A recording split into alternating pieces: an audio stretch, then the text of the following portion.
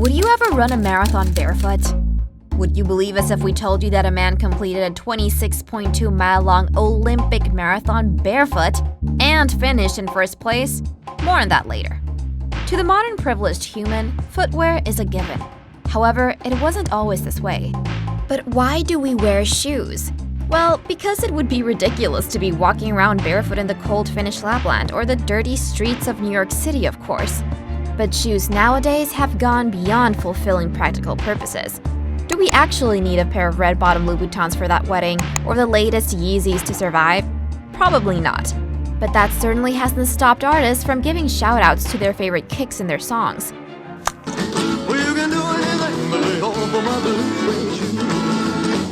These boots are made for walking, and that's just what they'll do. One of these days, these boots are gonna walk all over you. J's on my feet, you know it. J's on my feet, you know it. J's on my feet, you know it. So get like me. But when did this transition happen? When did shoes go from being a protective barrier between our hooves and the floor to a fashion statement and status symbol? You're watching Explore Mode, and today we're diving into the history and origin of shoes. The first evidence of footwear can be found in the remains of two humans that lived more than 40,000 years before us. In 2008, researchers recovered human skeletons from Tianyuan Cave, a now popular archaeological site near Beijing. They didn't find actual shoes, but what they did find were strong bone legs with slim toe bones, which suggests that these humans protected their feet with some sort of footwear. Evidence of shoes can also be found in ancient artwork. 15,000-year-old paintings on the walls inside the Cave of Altamira in Spain show hunters wearing boots made of animal leather and fur. The earliest physical evidence of actual shoes was found in 1938 by anthropologist Luther Cressman inside Fort Rock Cave, Oregon. Inside the cave, Cressman discovered dozens of sandals made of twine-shredded sagebrush bark. Analysis of the sandals shows that they're more than 9,000 years old. But humans didn't just use sandals for everything. The first leather shoe is a 5,500-year-old moccasin-like slipper found in Armenia in 2008 called the Areni 1 shoe. Then we have the first hiking shoes. They were found in the Ötztal Alps between Austria and Italy on the feet of none other than Ötzi the Iceman. The tip of his 5,000-year-old shoes and their soles were made of leather, put together by braided dry grass and lined with hay for insulation. But as humans settled down in different parts of the world and civilizations grew, so did the need for different kinds of footwear. The now popular moccasin finds its origins in native communities in North America. The first moccasins were made of leather or bison hides and were typically adorned with colorful beads. Moccasins were great for keeping your feet warm, but not good for keeping them dry. So during rainy weather and warm seasons, people would just go barefoot. But the shoes that transcended civilizations were not the moccasins or boots. It was the thong sandal. That's right, the great-grandparent of the flip-flop. We can see ancient Egyptians wearing them in murals that date back to 4000 BCE. They were also sported by ancient Mexican, Chinese, Japanese, and African civilizations, all of which had their own versions made of different materials. But not everyone thought the sandal was all that. The Greeks not only saw no need for the sandal, they actually preferred to go sans shoes.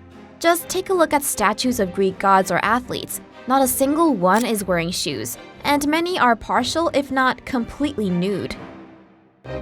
Athletes who took part in the ancient Olympic Games are widely known to have participated barefoot and naked.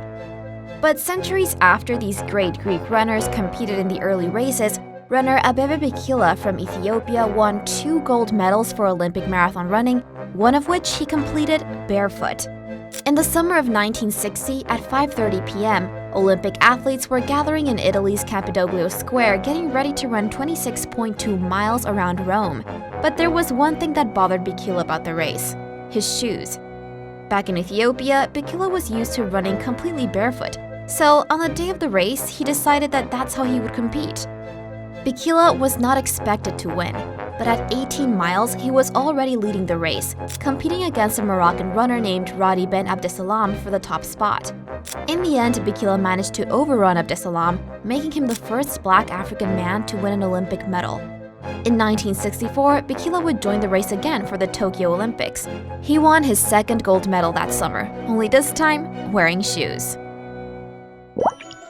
The origin of the high heel isn't as glamorous as we'd like to think. The earliest predecessor of what is now seen as the footwear equivalent of femininity was a chunky wooden platform called the paten. Patens came to be in Europe during the Middle Ages and lasted up until the early 20th century. They were essentially shoes for your shoes. See, shoes in the Middle Ages didn't do much to protect your feet. So in order to avoid staining them with mud or human and animal excrement, you had to wear these wooden platforms. Being able to wear patens was also seen as a status symbol, as slaves often had to trudge through mud and other fluids barefoot. Heels as a fashion statement were brought to Western Europe after a Persian diplomatic mission visited several European courts at the end of the 16th century. Persian soldiers used them to safely secure their feet in stirrups, but Europeans decided they would give them a twist. Unlike patens, European heels weren't designed with practicality in mind. They were meant to be an extravagant status symbol. Only people who could afford not to move around too much could wear them, and so they became popular among European socialites. In fact, in France, there were actually policies in place that determined how high your heels could be depending on your level of nobility. Commoners could only wear half-inch high heels, middle-class folks could wear 1-inch heels, knights wore heels 1.5 inches high, nobles wore 2-inch high heels, and princes wore 2.5-inch high heels. By the late 1700s, heels became outmoded for men and started to become more related to feminine fashion. 1 or 2, these expensive, these is red bottoms, these is bloody shoes. The famed red bottoms of Christian Louboutin heels have become one of the most iconic fashion items of the 21st century, with many pop stars dedicating a verse or two to their favorite pair of Louboutin pumps. But red bottom shoes aren't a thing of the present. They were introduced to the French court in 1673 by King Louis XIV. Louis XIV only allowed people within his close circle of noblemen and women to wear red-soled shoes, clearly marking their rank and social standing among royalty. It didn't take long for his trend to catch on in other European countries, and so the red heels and soles became a way to flaunt wealth and privilege, as it is now. The earliest version of the common sneaker was the plimsoll. Plimsolls were developed in the 18th century and their designs were very simple. Their soles were made of rubber and the tops were simply covered with canvas fabric. They were originally designed for the British Navy because the rubber soles helped them walk on slippery decks. However, they became popular among wealthy people who used them to play tennis, a sport that was very popular at the time. This is why sneakers are also referred to as tennis shoes. In 1892, the United States Rubber Company decided they would make a more comfortable, non-navy version of the shoe and mass-produce it. Their first sneaker came out in 1917. They named them Keds. You might have heard of them before. Marcus Mills Converse, owner of the Converse Rubber Shoe Company, developed the first sneaker created especially for playing basketball that same year. He named them Converse All-Stars. You might have heard of those too. In 1923, a German cobbler and inventor called Adolf Adi Dassler created a sneaker that would go global. His company, Adidas. Oh, and his older brother, Rudolf Dassler, he was the founder of Puma. But before they opened separate companies, the Dasslers were a team. Time for an Express Explorer explanation. Start the clock. Before Adolf and Rudolf Dassler founded separate sportswear companies, they were business partners. Adolf was the craftsman behind the shoes' designs, and Rudolf focused on business. The company was called the Dassler Brothers Sports Shoe Factory. They caught the eye of the international community at the 1936 Summer Olympics in Berlin.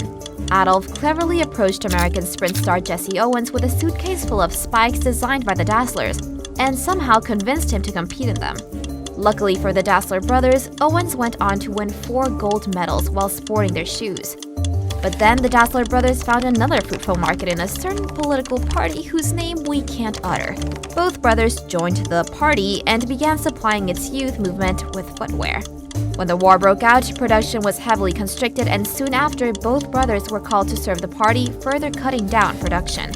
After the end of the war, tensions that had already been building up between the brothers during the war finally exploded. The once fruitful partnership parted ways, creating their own companies, Adidas and Puma. But although Keds, Converse, Adidas, and Puma were the early pioneers of the sneaker, it's an Oregonian brand that currently takes the top spot in the sneaker industry with a brand value of $15 billion, Nike. The company was founded by a track and field coach-athlete duo in 1964 and was originally called Blue Ribbon Sports. Through the 70s and 80s, Nike steadily expanded its sportswear, but the brand truly got its big break in 1984 after it signed a collaboration deal with none other than NBA star Michael Jordan. It's been 35 years since this iconic collaboration happened, but Nike's Jordan's line continues to expand and revolutionize the sneaker in the 21st century. In January this year, the company unveiled its first hyper-adaptive self-lacing shoes called Earl, for electric adaptable reaction lacing. We've certainly come a long way, from wearing sandals made of dry grass to developing shoes that will fit perfectly to the contour of our feet. It may take a long time for new technologies to become available for everyone, but in the meantime, we just have to take it one step at a time. Thanks for watching Explore Mode. If you liked this video, hit the thumbs up button. If you want to explore even more with us, check out the video we made on NASA's top 3 missions. Before you leave, make sure to hit the subscribe and bell button so you get a notification whenever we upload a new episode. See you next week, and in the meantime, keep your Explore Mode on.